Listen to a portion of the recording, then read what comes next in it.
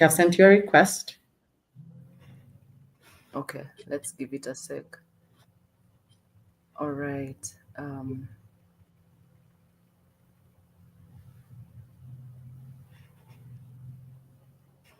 think I've.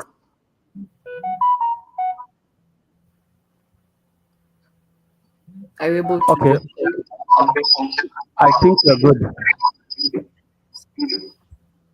Sorry?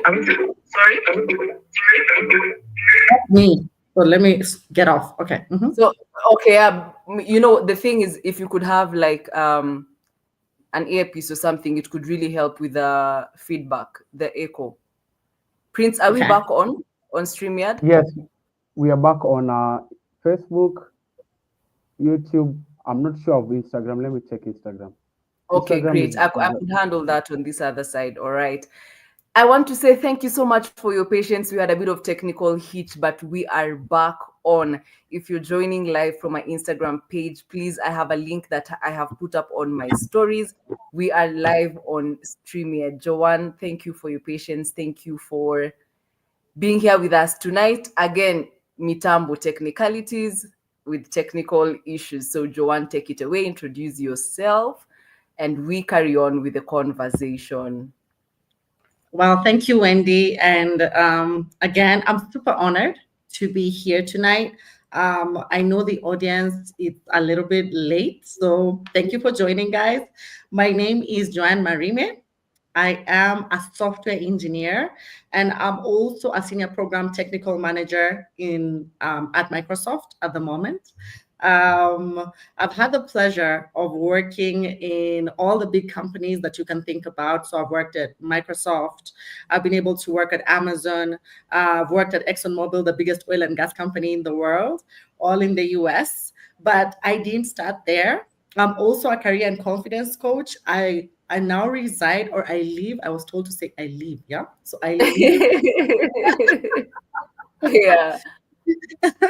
I live in the United States. I live in Austin, Texas, but I was born right here in Kenya, in a small village called Nyamira, where you probably will not be able to find it on the map. But I'm super proudly Kenyan, and one of the things that drive me is I want to showcase to everybody, and especially our young ladies out there, that number one, you can make it in tech. It doesn't matter where you start. It doesn't matter how old you are. It doesn't matter how young you are. It doesn't matter, whether you've never even known what tech is all about. I think tonight's conversation is going to shed some light on an incredible story and how anybody and everybody can make it. So that's it. Thank you, Joanne. And I will echo it out again. Your story is one that draws a lot of inspiration, right, from Kenya. I mean, we are having our own fair share of challenges, but you broke through barriers and pushed walls and, made it to the other side in a first world country. So let's begin with what drew you to tech. It's primarily a male-dominated field, and for you to get interest, go after it, and actually break barriers and make it to the top, what kept your fire burning? Yeah, thanks, Wendy. So for me, I remember, if I go back as early as when I was in, I would say high school, when I was in Alliance Girls. Woot woot to all the Busharians. Yeah. So Alliance Girls in the house. Yes. I'm super proud to be a Busharian, by the way. So it's the Alliance, as I like to say. Yeah. Okay. So way back then, I remember, when I was like about 14 years old, and I had to start thinking about what do I want to do, right? Because that was the only school or the only place that I'd ever had people start asking me early on, like, start thinking about what it is that you want to do, because we are going to be having people coming on campus to talk about the different kinds of paths that are there for you. So I remember a lot of people were talking about they want to be doctors, they want to be lawyers, they want to be this. And I was like, somehow deep in my heart, I was like, I don't want to do what everybody else says they want to do. Right. Everybody else was buzzing really about medicine, right? Everybody wanted to go into medicine. But I had been such a stickling when I was younger. And so I'd spent a lot of time in the hospital. So one of the things I did not want to do for the rest of my life is spend time in a hospital. In hospital, yeah. Exactly. So I wasn't afraid of blood or anything like that, but I just was like, I don't see myself being in a hospital for majority of my life, because again, you're going to spend maybe 10 hours every day in a hospital or in whichever career you're going to choose to go into. And then at that time, Microsoft was the only thing that was there, right? So I knew there was like Microsoft. I just wasn't sure exactly how people get to work here, right? So Microsoft had always been around me. And then so fast forward when we finished high school, and then you have to choose the courses that you will take, so that then that determines which university that you go to. You're called into, Exactly. So I knew I didn't want to go to University of Nairobi, right? I knew I wanted to go to Jomo Kenyatta University because my brother was there. And I was like, well, at least I can spend time with him if I go there. And I have like someone to back me up for the first time, because I've been in boarding school since I think I was in class 3. So that was a long time.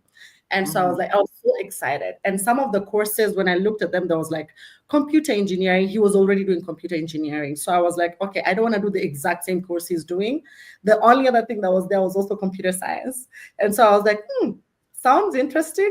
I don't know what this is, but it's anything to do with computers sounds interesting. And then everybody else was doing like mechanical engineering. You know, the, JKUAT is generally an engineering school. Now I know it's more of like business. It's evolved, it's grown. But when I was going there, primarily engineering and IT related. So it was just so exciting for me to choose that and actually be chosen right away. Like I got in like right away. So I think it was kind of God ordained. But even when I got in it, Wendy, to be honest, I didn't know exactly where this would be. I just thought it was exciting. That's it. Yeah. That's how I got into tech. Yeah. All right. So let's take it a notch higher and then come back home. So here you are, you've gone to uni, you've studied computer science. So now fast forward, you're in a first world country, you're Black, you're Kenyan, you have an accent, you're in this big company. What's your experience like as a girl in tech and a Black girl for that matter? Okay, so I'll take you a little bit back first, right? My journey between university here in Jomo Kenyatta University to actually getting to the United States was not easy. It took me 10 years between those two places. So it's not like it happened. In case somebody's I want them to know that everything good takes time. So no, I was not one of those who was like 21 years old, just finished university and everything worked out. It did not. So it took me a while to actually get out of Kenya, not because that was like literally my dream, but because things did not work out for me, right? I was struggling. I did all sorts of jobs, trust me. So if you're out there thinking about, oh, my life is hard, I hear you. You absolutely relate. I absolutely relate because I was a jack of all trades. I still am. Like I did, banking, and then I was laid off. People, I've been laid off like every 2 years. I was laid off like clockwork. So like it just kept happening. So if you've ever been fired or laid off, I hear you too. But I trust me, that was God leading me to where I needed to go. Because at that time, when I look at the stuff I do now, the stuff I did in banking actually makes me better at what I do now, right? So everything had a little bit of, I needed to learn those skills to get me to where I was. Now, back to your question. So I get to the US, and this is a girl who is, when I say broke, I mean it. Like I got there with a dream and less than $20 because my dad gave me $20 the last money that he had. And he was like, and I love how you put it, like on all your posters and on socials, and you're like, you're owning your story. You got there with nothing more than $20 to your name, but a big dream, Black girl. But a big dream, yes. And so he was like, okay, kanyaga nyanya ya mtu, please. When you get, at least you can pay, something along the way. So there, and my dream was to get to the United States. So I get to the United States, and fast forward, I had applied to schools, I got a scholarship, partial scholarship, and I'm thinking, okay, I get to school within 2 months. So I get there, and for the very first time, this lady called me, Joanne, you're a Black woman in America now. So nobody ever told me I was Black. Nonetheless, I was a Black woman. Like, you're in Africa. so Is it not enough that you're a woman in tech, but now you're a Black woman in tech? You're a Black woman in tech, and you're like, I was like, I'm a Black woman? Oh my gosh. Like that myself jarred me. And so she told me, you're going to have to work 10 times, maybe 100 times harder than everybody else that you're seeing. And you cannot do the things that they're doing because they're Americans. They were born here. They're white. They have white privilege. Everything. They have everything going for them because they know the system, right? Yeah. You're brand new. You've only been in America for 2 months. So we're going to do things a little differently. And I'm so grateful for that lady because she set me on a path of success. Right. And she had me do many crazy things. But she had me even practice how to eat, how to read, like stuff that nobody had ever sat down to teach me. Like, not that I didn't know how to eat, but how to present myself in a professional manner, especially when speaking to people in public, because again, you're a communication specialist. So you understand that first impressions really matter. Right. So as I'm going into the tech world, as I'm talking about how fantastic I am, right, and how they should hire me as the only Black girl from I don't know where with an accent, right? I didn't even know I had an accent until I got there, by the way. So again, with an accent and all of that, and orange hair. My hair was orange, and it was so I need to I was just. To say the least, I stood out, and maybe not in the right way, but I stood out.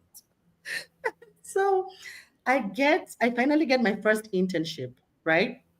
And I'm earning this 6 figures, and I'm just jumping across because there's a lot to the story. So people should listen in to the podcast and really understand how crazy that story was.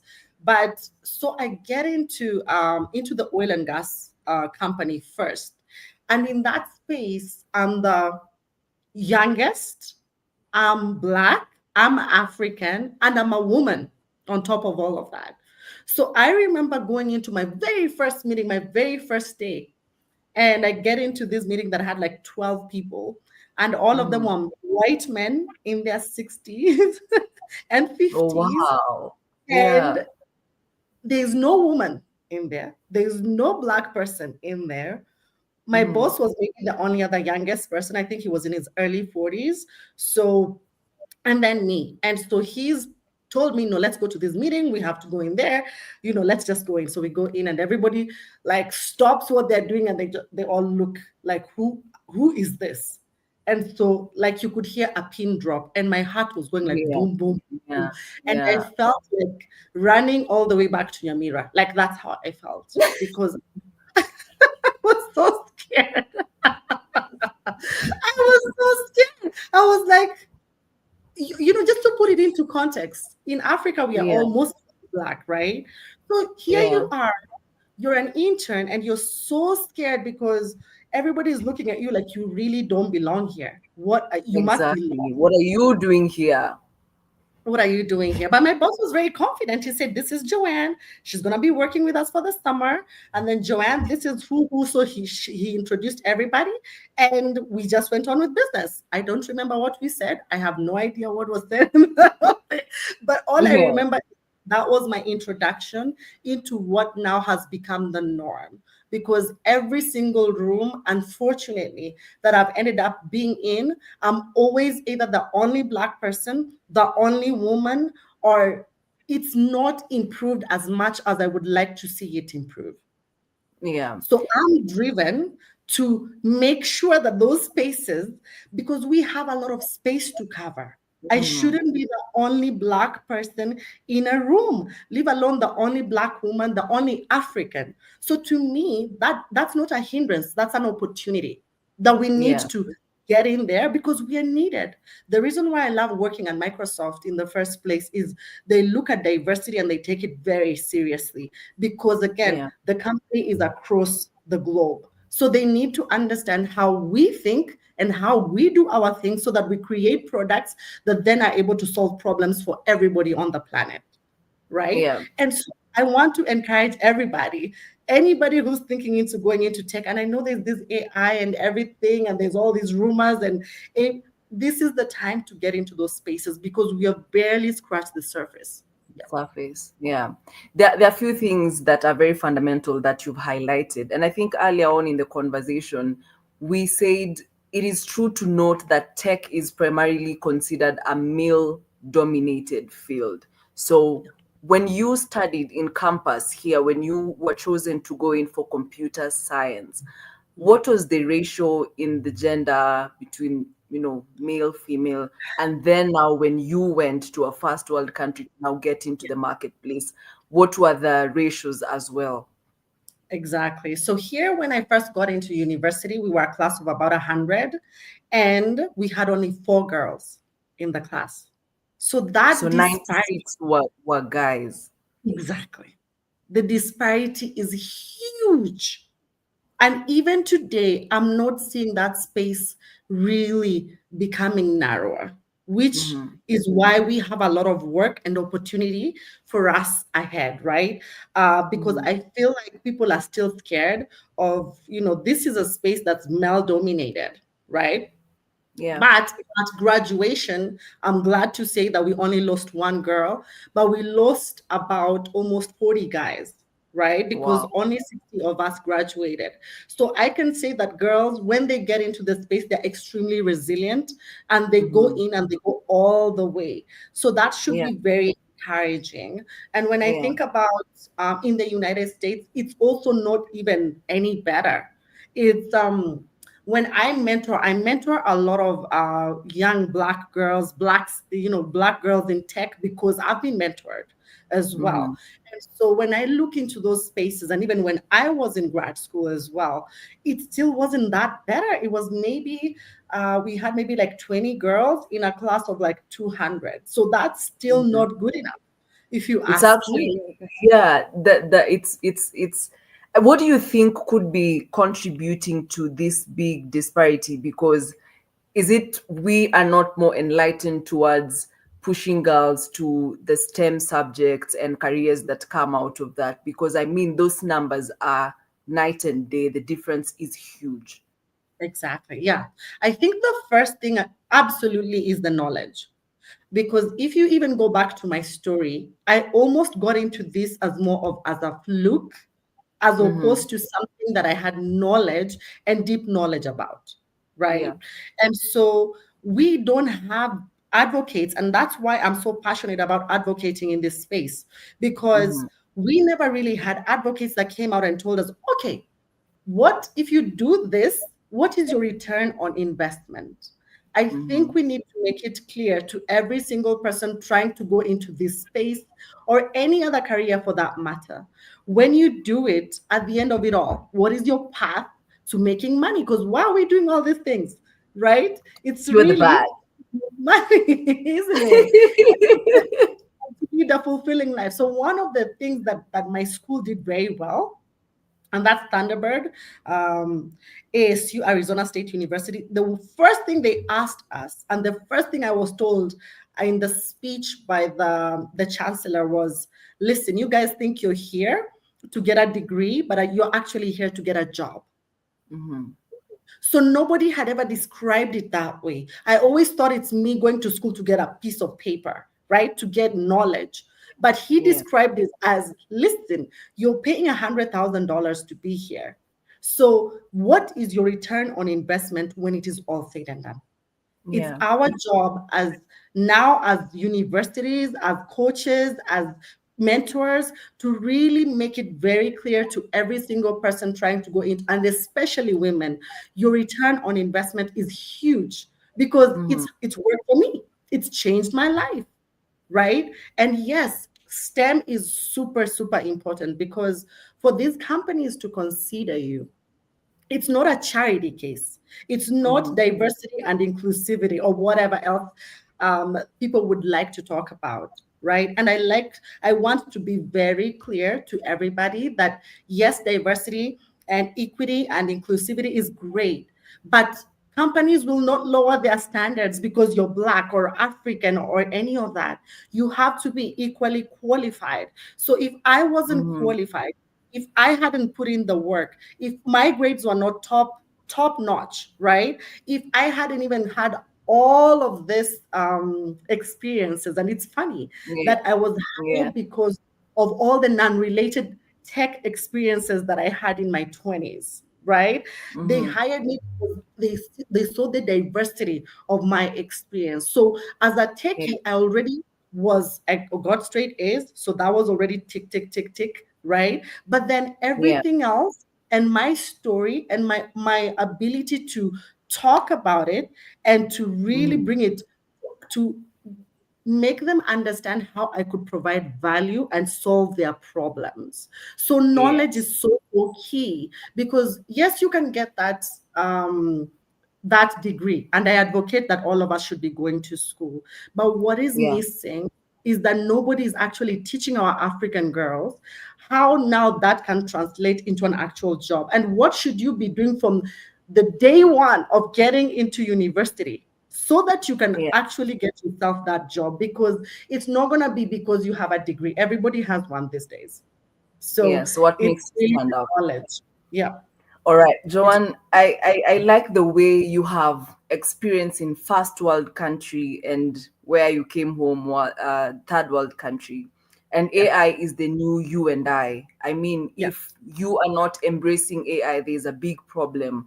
And statistics has it that above 85 African democracies are yet to interact with AI, and in the first world countries, I believe we can only say that we are playing catch up. People are going far ahead of us.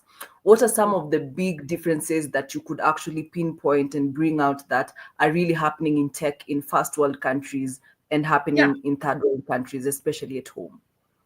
So some of the things, for example, where I live in Austin, Texas, we already have driverless cars, right? So that's a great example of how the first world countries are way ahead of where we are. Because just try to imagine a driverless car in Nairobi, just for a second. like that's and Nairobi is one of the biggest tech hubs that we have in Africa. Let's be honest, right? That's true. So Nairobi is so far ahead of all the other 52, 53 countries that we have here, right? So think about it that way. I think the one thing that we all need to understand is AI is here and it's not going to change. There's a lot of fear around, AI is going to take jobs. Absolutely, it is. And so, excuse me a little bit. Sorry. My throat is a little dry. Hang on. So, because you're doing a good job informing us and educating us, and we appreciate you for that. Well, thank you.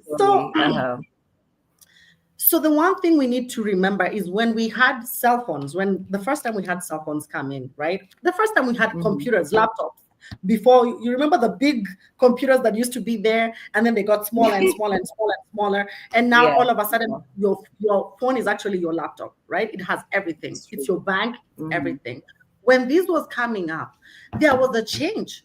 Everything that a lot of things fell off and a lot of people lost jobs, and then new jobs were created, right? There was an industrial change because of technology. That's literally what's happening right now, right? And so instead of us fearing about, oh my God, jobs are going to go, yes, they are, because change is here to stay. The question is, are you equipping yourself with the knowledge so that you're termed as a subject matter expert in this new technology? So what I'm doing in my own space, right? I am mandated at work, right? Everything now is integrated with AI.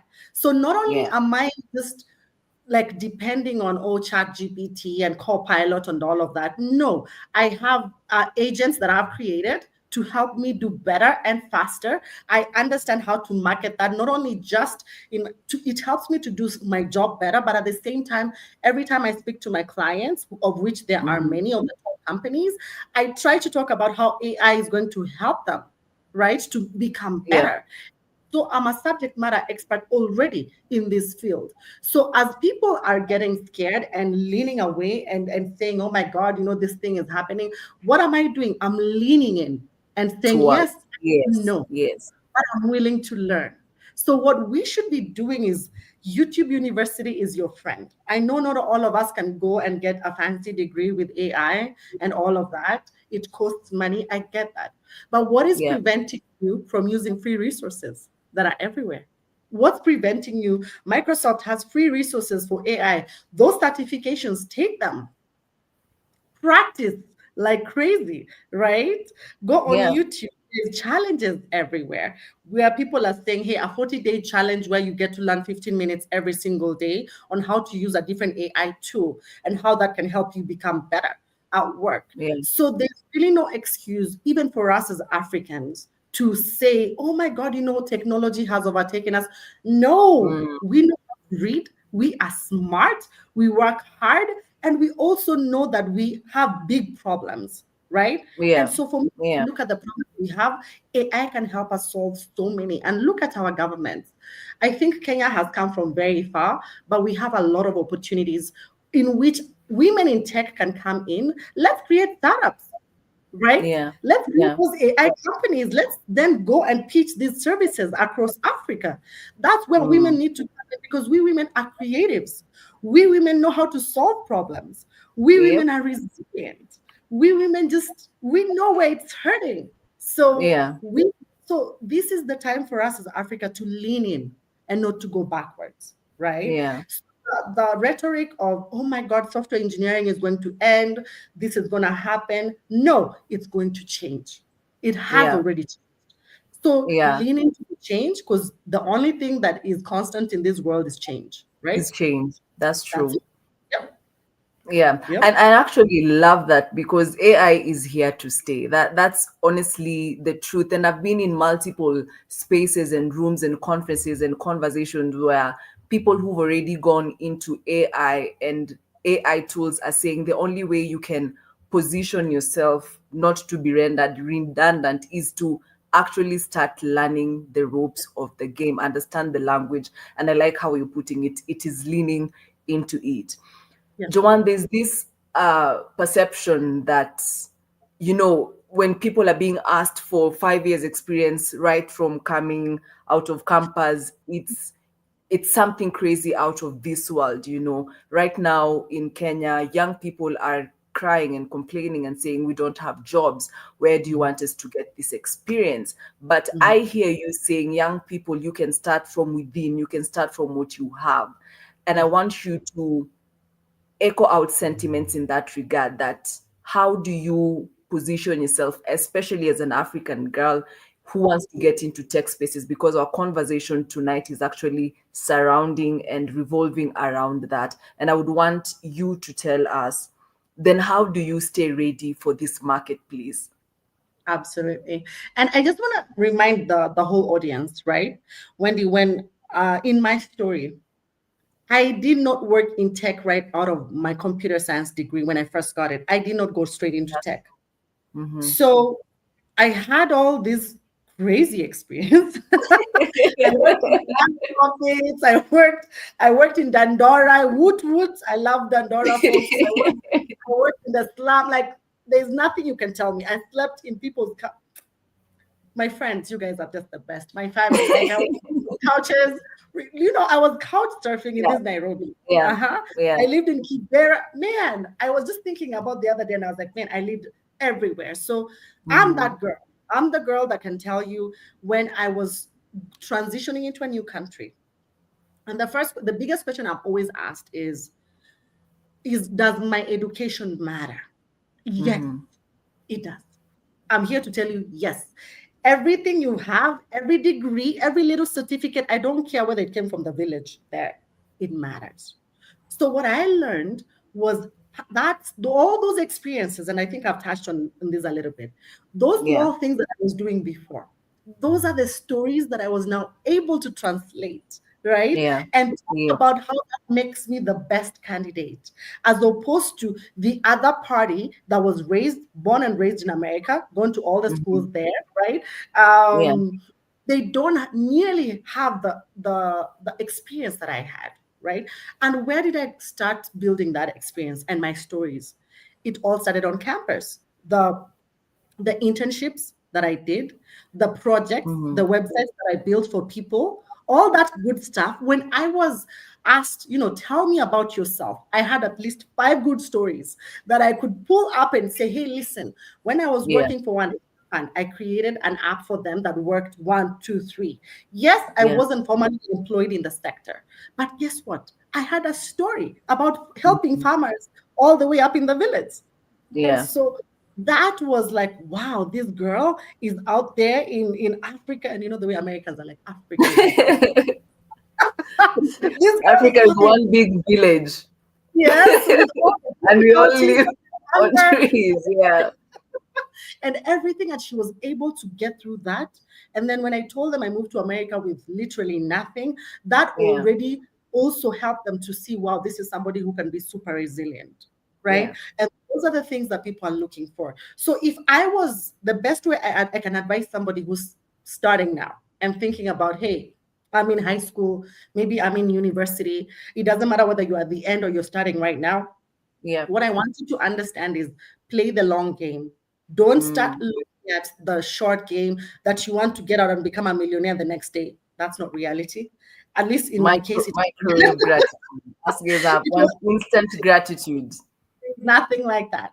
So the rhetoric that there are no jobs, yes, I hear you. I hear you. But one of the things is this: nobody's going to hand you any job anywhere. At least nobody handed it to me. The thing is this: as you're starting off on campus, day one, you need to also be thinking about going to offer free services to Yeah. people. You need to get those internships for free. Get money out of your vocabulary, because this is Kenya. In the United States, they pay you. Here, they don't. Yeah. So don't take it as an offense. Think of it as, listen, I get to write in my CV or in my resume that I did this, that I worked here, and the connections that you're going to make there are worth gold. So don't think about the money. Now, again, the government is not going to give you jobs. I'm here to let you know that. They can only give, right? Yeah. We have real problems that we already know that exist. We can Yeah. barely have enough water, electricity, transportation. So let's start thinking about how tech can help those industries. So the era of entrepreneurs is here. The era of you thinking about going into even Microsoft will hire you if you've already created some sort of something Yeah. in your Yeah. hand that you can show them that, hey, I've been freelancing for a while, right? And I've been creating websites for people, and this is what I can do for you. Those are the kinds of stories that we hire. I have been a hiring manager for about 6 years now. From my very first job, I was hired, and then I became a hiring manager within 6 months. Manager. Yeah. So I got to be on both sides, right?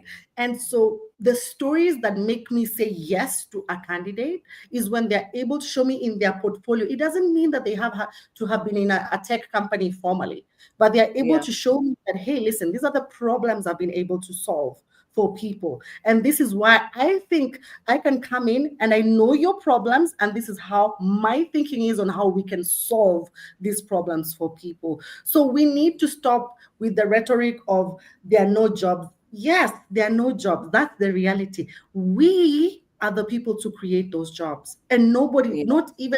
not even the president, even Trump doesn't create jobs. I'm sorry. Nobody has ever been Yeah. able to give Yeah. any Yeah. jobs.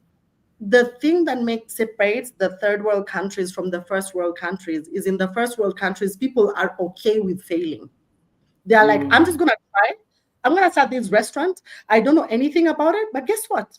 I'm just going to try and see what happens, right? And figure Instead it of out as they go. Exactly. So we need to stop thinking that we need a connection somewhere. By the way, my only connection is God. I've never had any godfather give me anything. parents are teachers, right? My mom passed away when I was 14. My dad is a teacher. Yes, she is. There was no connection anywhere to talk about, right? But I've been challenged now that I've moved abroad to understand that not only am I a software engineer, not only am I working in these companies, I have my own businesses that I've started. I'm in real estate. I'm doing all these different things.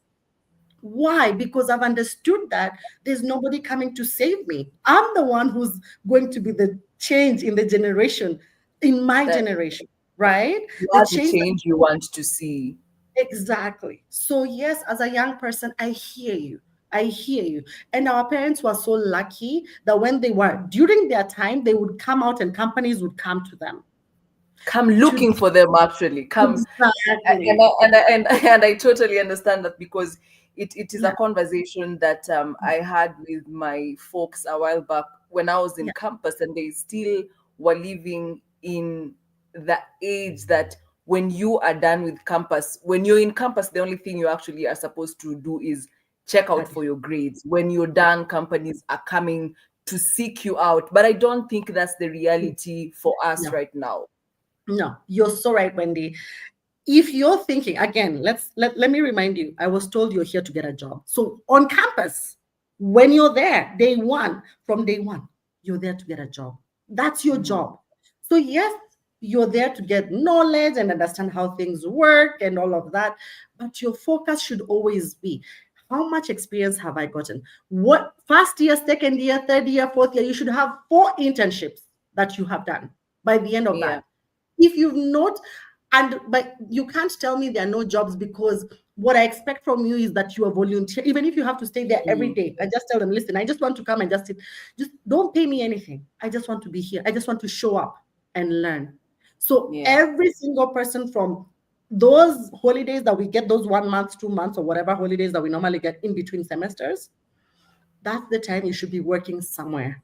Does it have to be that you are literally in a tech company? No, just work somewhere. We need you to be working somewhere so that you can showcase that you're responsible, that you're able to be, you have stories to talk about customer service. Because being a software engineer goes hand in hand with customer service. I have to understand what my customer needs before I can create a product for them. So how do you understand that if you've never spoken to a customer before, if you've never known a pain point, if you've never had their story of how terrible this thing is, so that you're able to say, oh my God, the transportation is so terrible. That's an opportunity. How can we use tech to create something that can help this terrible experience become amazing for the customer?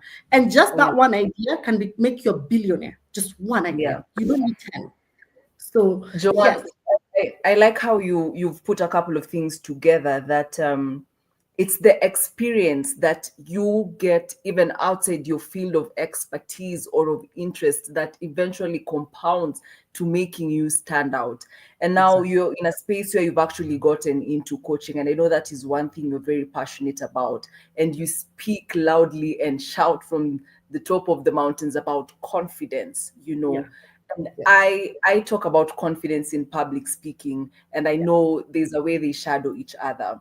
I just want us to take a minute and look into the importance of being confident, because I often tell people someone could have as twice the knowledge that you do, but lacks the confidence to articulate and even execute what you're saying. There's a conversation we had, and you were telling me you go to your boss with solutions to problems that are there. You don't take problems to your boss and ask them to give you solutions. It's more or less like, I am running this through you, and I would want to pass through you that this is my chain of thoughts, and this is what I want to execute. And I mean, your boss feels like you're less of a liability and more of a solution provider to the organization. So let's speak into confidence. How important is it, especially in people who are in tech? Yeah.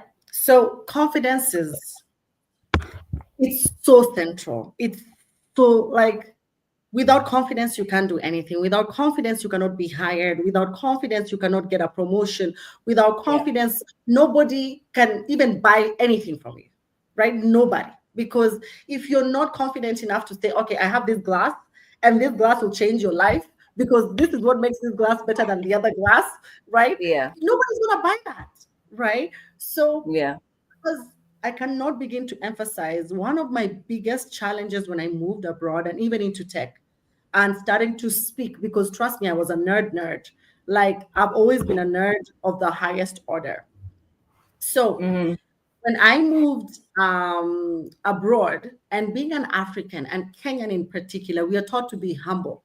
Okay, be humble. Please don't brag. People don't like hearing. Be quiet, in essence. And as a woman, we're even told, don't. Men don't like women that are bold, right? People don't like people that speak up. Like you're going to scare people. You're going to scare this and that. And I'm here to tell you, scare them. Like scare everybody, because if you're not going to advocate for yourself, if you're not able to say why you're the best of the best, if you're not able to build a brand, and I think we need to talk about the branding, Wendy, a little bit. As a coach, one of the things, the pillars of you guys as you're building up to go into tech, the reason why you're not getting a job as a graduate is because nobody knows you exist. You're the best kept secret in the market. I keep telling people that. It's not that you're not awesome. It's not that you're not qualified. It's not that you're even a woman. It's because nobody knows you exist, and because you've been quiet in your little corner, and you've been told don't say anything, because if you say it, companies don't like that. People don't like that. I am here to tell you it is the opposite. These companies, these tech companies, if you're going to represent them, you need to be bold.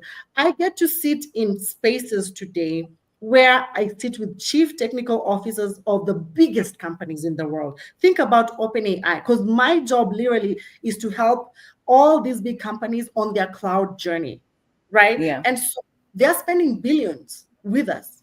So I get to sit with them and talk to them about, hey, listen, this is what we can do for you. This is your business. This is what the challenges are going to be. And yes, I know you want to be here and here, but I'm here to tell you no. Sometimes I have to say no. Sometimes I have to say yes. But if I was to go in there and be timid and be like, we'll just ABCD, they would all run to the hills. But I go in there and I'm like, I'm Joanne, I'm the expert. My boss is like, she's the expert. Speak to her. And I go in and I'm like, yes, let's talk about your company. This is your profile. This is where you would like to go. This is what we can do for you. This is our delivery time. This is our promise to you. And I will be there and I will hold your hand. And this is how we work. And so at the end of it all, they know, okay, if I don't speak to Joanne, then nothing gets done, because she knows it. So that confidence didn't just happen and jump on me overnight, right? You have to practice, because I was a nerd, as I've said, the girl in the corner with the big glasses, with the book. I don't want to speak to anybody. I just wanted to be left alone. And that's pretty much most of software engineers and people in tech. But now where we are, remember, at the end of the day, you have to convince people to buy your story, to get you hired, to do whatever you need in this world. You'll have to convince them, right? Doesn't matter. Even your parents, you had to convince them to go to school, to choose whatever you wanted. You had to speak up. So confidence is something that all of us need to practice. I know, Wendy, for example, you're doing so much in terms of the public space, in terms of speaking, articulating yourself, and owning who you are. I could change my accent and say, when people used to say, oh, you have an accent, I normally tell them, thank you, so do you. Why? Because I want them to know that an accent is not a bad thing. Right. So I tell them, I'm from Kenya. That's where my accent is from. Where is yours from? And then they get taken back. And then they're like, oh, I'm from New York, or I'm from here, or I'm from whatever, I'm from Mexico. And then from there, we just keep it moving, because they understand that, oh, everybody has an accent. And that doesn't make you smart or not smart. It's just, I was born here, and that's how people speak from where I was born. But you have to learn how to advocate for yourself. You will not land a job in tech if you're not able to advocate for yourself, if you're not confidently going to tell them that I'm all that and a cup of sugar. Because I know that I'm all that in a cup of sugar. And you can shake me at the end of the night, and no matter what, and I'll be able to come in and ace that interview, no matter what it is. Because the only thing probably I won't be able to practically do is become a doctor. But I could go into that space and get the job simply because I'm confident that I'll be able to solve whatever problems my my customers or my patients have, right? Yeah. So my point is, it doesn't matter what you're doing, but we need to drop the narrative that we've been fed all our time on earth, that we need to be demure as women, we need to be quiet, be in the corner, just study, get your piece of paper and be quiet. If you do that, you're going to be jobless for the rest of your life. If you follow me on all of my spaces, I'm always everywhere speaking about how amazing I am. If I literally move this phone from here to here, you'll see me talking about We'll how shout about I it. solve this problem by moving this to this space, right? Why? Because that's how people recognize what you're doing, what value you're creating, and then you get your promotion and then you get your jobs. In this market, when people are complaining about lack of jobs, I get thousands of people in my inbox asking me, please interview with us. So what's the difference between me and everybody else? Yeah. It's because I'm speaking about how amazing I am. That's literally the only difference. So we need to start. I am here to change. As a coach, I'm begging you, if you're not on LinkedIn, get in there. Just on social media, just dancing. There's nothing wrong with that. I dance. I'm the queen of dancing, you know. I'm always doing all of that. But I also understand that I need to show up as a technical expert in my area of choice, right? In my career of choice. And I show up there, and all the projects I've done, I talk about them. I don't just sit in the corner and say, oh, I did my job. No. Because where white people are killing us in terms of getting so far ahead is because if they drink this water, they will talk about the way this water came from Mount Kenya, and I don't know what, and how they purified it, and how write a whole book about it. Yes, but let's be quiet about this water because it's just water. Yeah. No. Who taught us shame, really, as African children? Who taught us shame?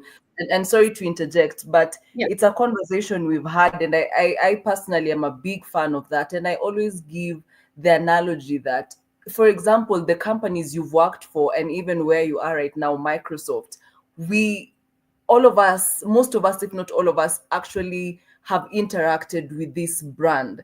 If I bring it closer home, the biggest telecommunications company we have, Safaricom, all of us have in one point or another interacted with their merchandise, their services, or their products. But you see, Joanne, they have a department for marketing and communications.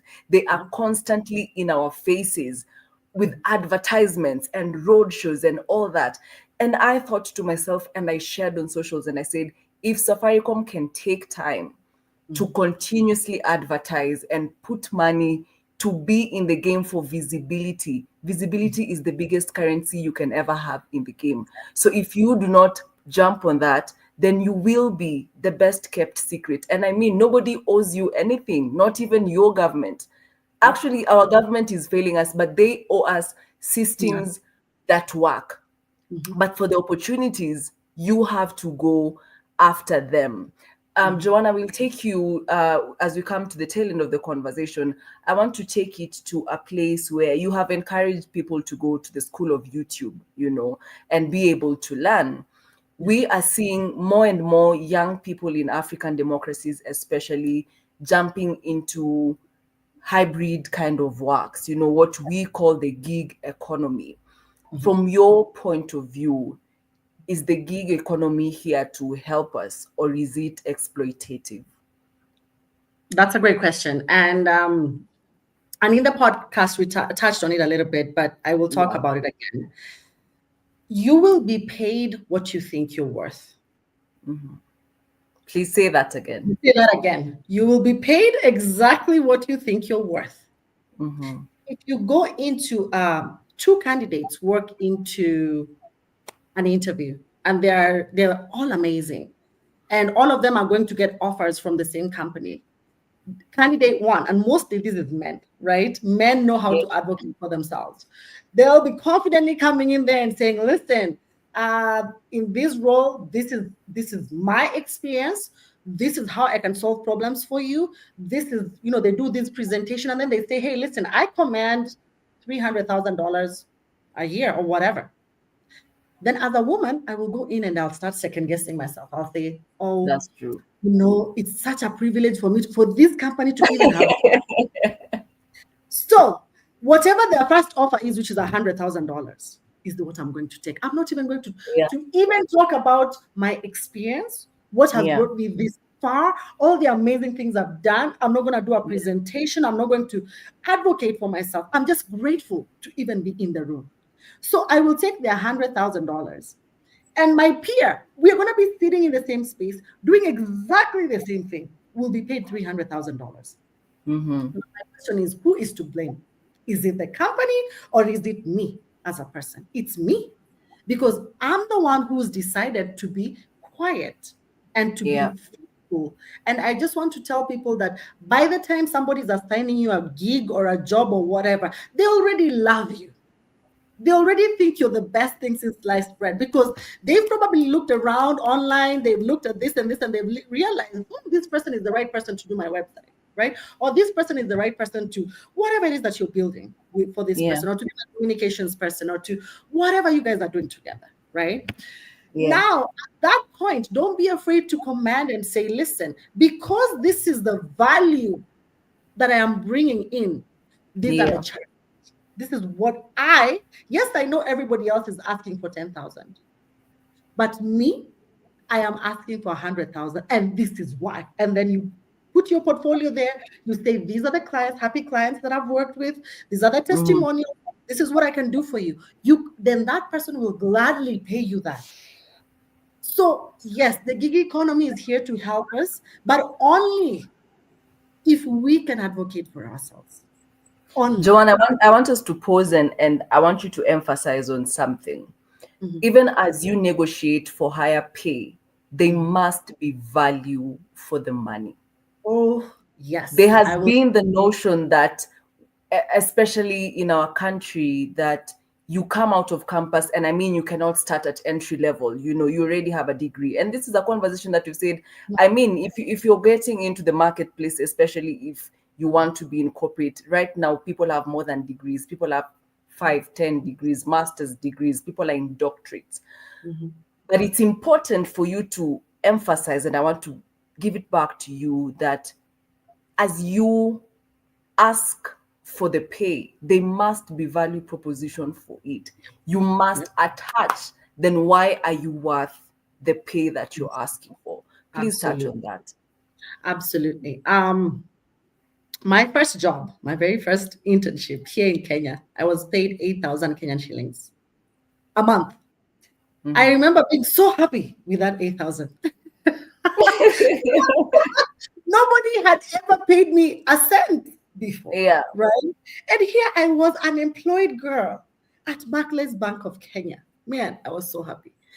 And had I had the attitude that because I am a graduate, because I have this degree, because I'm a computer scientist, for crying out loud, I'm a software engineer, I would never have taken that job, because it definitely was way beneath what the market was offering at that time. The market was offering maybe 40,000, but I was being paid 8,000 Kenyan shillings. But one thing I knew for sure is I didn't know anything about the market. I didn't know anything about anything. As green as you could be. I had nothing to go back. There was no bargaining chip anywhere, right?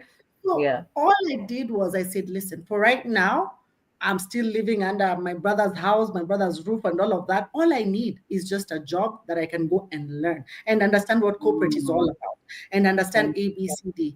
So and I know Gen Zs, you're probably going to hate me for this, but I'm just going to say this, right? Rome was not built in a day. We all had to start from the bottom. Except if I was Trump's child, then you start at the top. But the rest of us, we started at the bottom. And by the way, I am so grateful for those lessons, because had I not had those lessons of starting at the bottom, I would never have made it in America. Forget it. Because America is the one equalizer. There's no mother, father, godfather, godmother, none of that. Because if anything, you are going to their world, and just the way you said at the beginning of the conversation, you were told, hey, now you're in America, girl, snap out of it. You're Black, you have to work 10 times, if not 100, Mhm. harder Times to harder. catch up with them. The system is already favoring them. So it is Exactly. you to play catch up with them. Yeah. So had I said, "Oh my God, I will," my first job in America was at a restaurant. Again, I went back to zero. It's like I went backwards for a second. Yeah. Yeah. But that restaurant job was for literally a second because I worked it through my I think my 3 months. So my very first semester. And then after that, I got a job on campus. So I stopped working at the restaurant and then I became a TA on campus. And then I did communications on campus. And then I started building and then I did my internship. As you can see, it was a staircase. It was Yes. one by one by one by one. And then by the time I was landing my first internship, my real internship, I got a 6-figure job. And then from there, it catapulted. Yeah. But had I not had my first, on my resume, I'll find that resume and post it one of these fine days, my very first resume. It had Chipotle, the little restaurant that I was working Yes. in America. Yes. It had it Yeah. there. And that always made for a fascinating story during my interviews because I would tell them, hey, I'm in school full time, but I'm also working at a restaurant. And that brought a lot of respect because they understand it's not easy for you to Yeah. do those two things. So Yeah. had I said I'm too good for this, I'm just going to wait for Mount Everest to come up, nobody would have given me a chance. So my rhetoric and my plea to every single person, and especially our Gen Zs and everybody else who's coming after us, and anybody who's been out of a job for a while, it doesn't matter whether you're 50. By the way, my story turned around at 30. I'm 38. So just in case you're thinking you're too old, I'm here to debunk all of that nonsense. Like, that's just nonsense that people have fed you. Like, Yeah. forget your age, because especially in the first world countries, when you're 50 is when they think now you are CEO material. Now you're Now seizing you wealth. are an adult. Now we can consider. So your life is just beginning right now. So don't worry about your age, what you've done, what you've not done, all of that. Put that aside and just say, I'm going to start today. And so Yeah. if you want to break in, even if you're in a different industry and you're thinking right now, as a woman, I want to go into this space, do it today. Just start. Just start. You're good enough already.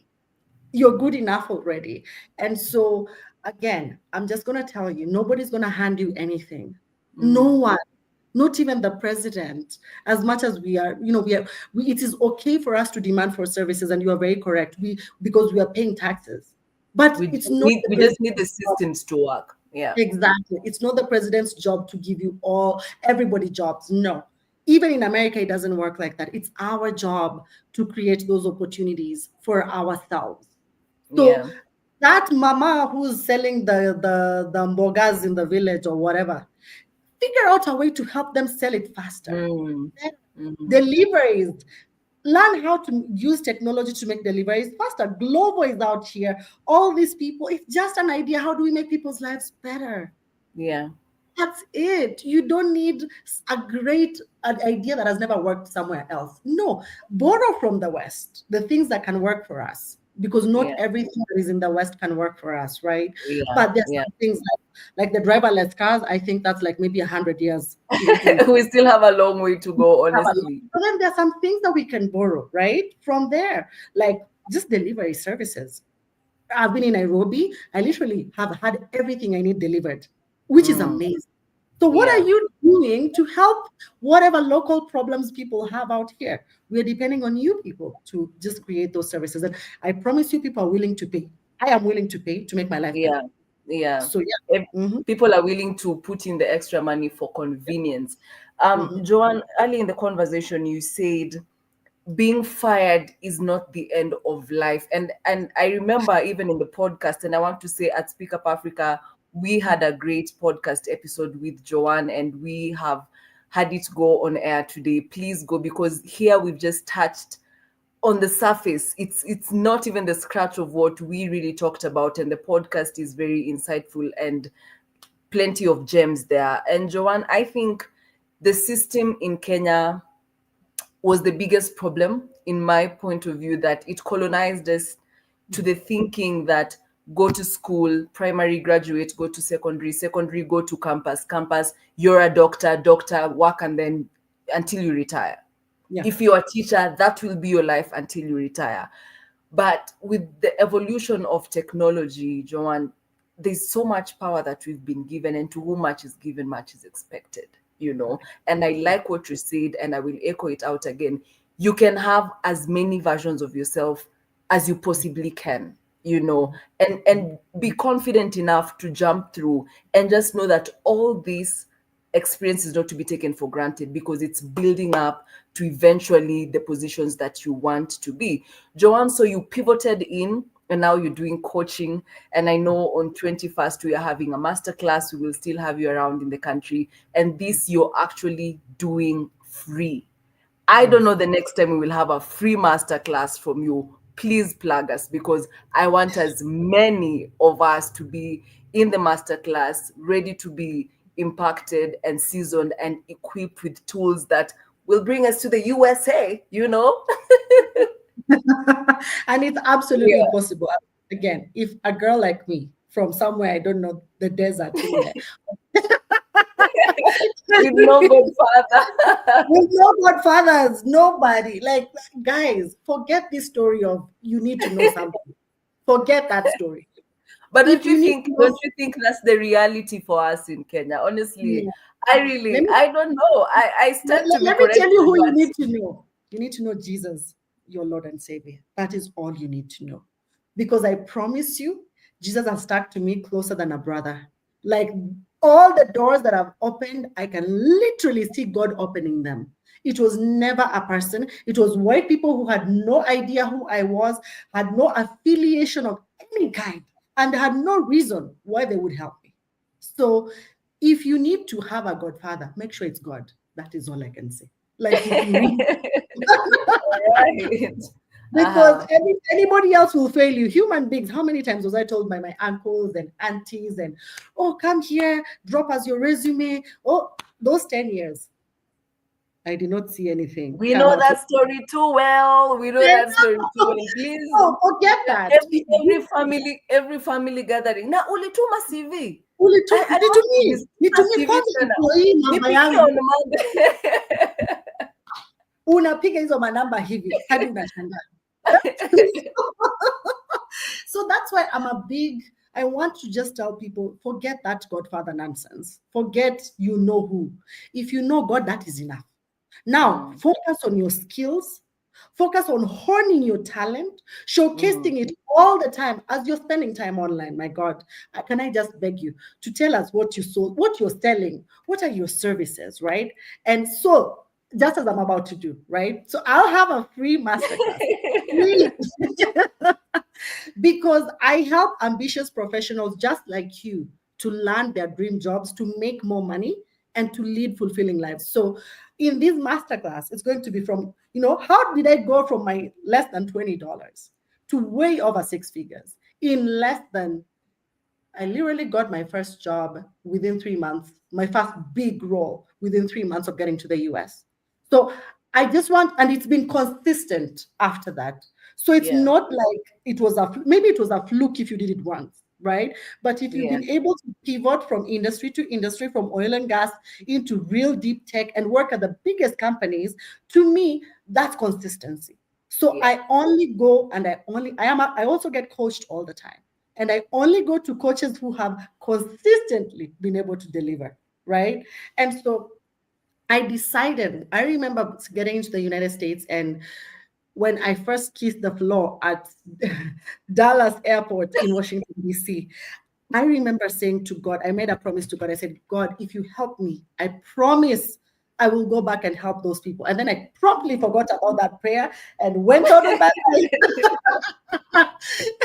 and then now, after I finally came into Microsoft, God came calling. There was that small still voice starts speaking loudly, like, time for you to do something. My people are waiting for you, right? And that's how my coaching started. And so when I started coaching, I realized all the things I know today, I wish somebody had taught me when I was in high school, not even in campus, in high school. But I am here to now change that rhetoric. That, listen, as I've said, let's debunk the whole myth of godfathers, godmothers, and godsisters and put them aside. Because for you to really make it in this world, there's a way of getting godfathers, which is what is called networking, as opposed to Yeah, what we do that here, is true. which is That is true. networking is a powerful thing, but not in the Mm, way that we've been taught how to do, yeah. right? That's Mama Nani, na Baba Nani, who is your uncle and great uncle and all of that. Leave all of that. By the way, Mm. relatives are great, but they rarely, rarely help you on your journey. And the people who will help you mostly will be strangers. So let's learn You how can to. say that again. You can say Exactly. that again. Exactly. Because relatives, they want you to succeed, but not more than them, or maybe their children, or something like that. But strangers, they have no skin in the game. They just want you to do well. That's it. They don't care. So Yeah. the thing is this, in this masterclass happening on Thursday this week, which is on the 21st, I hope to see you guys there. It's going to be at 7 p.m. East African time. I'm going to teach you about what I call the interview ladder. It's 6 steps that you need to get you from zero to your six-figure job, no matter where you're sitting in this globe, wherever it is. I don't care whether you're sitting on Mount Kilimanjaro, whether you're in the Himalayas, whether you're in the Kalahari Desert, wherever you happen to be. This That's the is plan. for you. And I hope to Mm. see you guys there, because I rarely do free. I think about 4 masterclasses a year. This is the last one before I go into my coaching the whole of the year, which is paid, and it's extremely expensive. So when I give you free, please come for those free things, because the same things I'm going to talk about there are the things I actually expound on when I do my Career Accelerator coaching program. But Yeah. now I'm going to cram it for you so that you're able to succeed. Because I don't want to be the only, I'm tired of being the only Black girl in these spaces. It's very exhausting. Because Yeah. even at Microsoft today, I can tell you in my department, I'm the only Black girl. Every time I go into whichever room, I have French people, Black, all these other people, but never Black people. And so the Yeah. question I always, so even my allies, even when I want to pull people, I have to pull everybody else, but my people are not there to be pulled up. Exactly. I want to pull Exactly. you guys up. I want to go into a space and say, listen, we can actually talk Kiswahili as well on the Yes. side or Yeah. whatever. So my job is to debunk this whole myth as Kenyans that we've been fed that you have to know people, or you're who this or that or that. That's great. If you have those networks, good for you. Use them. Mm. But I promise you, 99.9% of everybody is probably like me. They also did not know anybody, and they feel so discouraged because when they look at their situation, they're like, hey, I don't know anybody. So my life Yeah. is off. So no, no, no, no, no. The rest of us, 99.9%, come into that masterclass. Yeah. Wendy will share the details, but it's going to be live on Zoom. I'll send you guys the link. I will also try to stream it as well so that you're able to have it. But I hope to see as many of you as possible in that class, because it will be for 2 hours. You can ask me anything. 1 hour will be me teaching. The other hour will be you asking me stuff that then I can help you figure out what your next steps are as you enter into tech. So super excited. Fantastic. Yeah. Fantastic. Joanne, it's been an absolute pleasure. It's been an absolute honor having you here with us tonight. And I just want to appreciate every person who managed to join in the conversation today. We will be having the masterclass on 21st. I will definitely be there. So when you will be giving your parting shots, you can please tell us your social media handle so that we can follow you, and then keep posting the link. I know there's a registration link. And then Yeah. on the D-Day, we will have the link to the masterclass, which please, please, please make an intention to be there. But Joanne, as you give us your closing remarks, what is the future for the African girl child in the tech space? I think the future, Wendy, is bright, extremely bright. I look at those spaces. I've been trained. One of the things that we do at Microsoft is we never say challenge, we say opportunity. Mm-hmm. The opportunity that I see here is enormous. I don't see Mm-hmm. challenges, I see opportunities. If I walk into spaces, when I come to Africa, and that's why I come frequently, when I come home, it reminds me of all the opportunities we have to get into the tech space to make our lives so much better, right? Yeah. And even as we lobby, for our politicians to give us the infrastructure to do this, right? Let's also, in our own small ways, forget up, because sometimes that's a long game, right? What then can we do as we're waiting for our politicians to do what they need to do? We can ourselves take those reins and really change. So my thing is this. I'm gonna tell every girl that's out there, and every man, but every girl, because this is really girl-centered. The future is so bright. If you want to get into tech, today is the time, not tomorrow, not any other. Let nobody tell you AI is taking everything. Don't go into that space. Everything, even where you're sitting right now, even this, whatever we are doing, is powered simply because of technology. So get into the tech space. It's not going anywhere. It's here to stay. It's only going to change, but it's not going anywhere. So yes, this is the time to do it. My social media handles, it's Joanne Marime on LinkedIn, on Facebook, on YouTube, on TikTok, on Instagram, everywhere. So it's the same. If you want to email me, it's joannemarimecoaching@gmail.com. So joannemarimecoaching@gmail.com. The best way to reach out to me is just DM me on all my socials. I am always hanging on there as much as I'm doing everything. I will reply because social media is currency. So I know my people are, I want to help you. Even if you can't come to my coaching class, one thing that you can do is ask a question. I'm happy to answer. Yeah. Joanne, thank you. Thank you so much. I mean, it's been an absolute honor, and I personally have learned quite a lot, and I want to appreciate the audience that has stayed with us. It's actually 21 minutes past 9 p.m.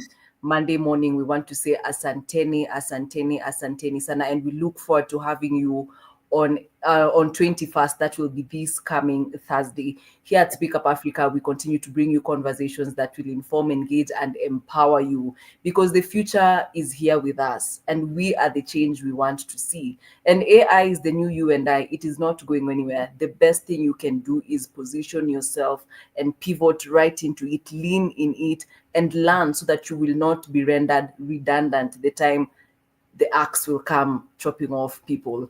My name is Wendy Lois. I have been your host for tonight. I am your official host at Speak Up Africa. All social media handles is Wendy Lois, Loyce. And we're looking forward to having great interactions. Joanne, thank you so much. Have a lovely evening. And we are looking forward to having you on. We are looking forward to you having us. I am so used to having my guests, but I'm really looking forward to you having us on Thursday to continue this great conversation. Keep winning, Joanne. Because of your story, the African child continues to dream, and to dream boldly. Thank you so much. Kwaherini, and have a good night. Thank you, guys.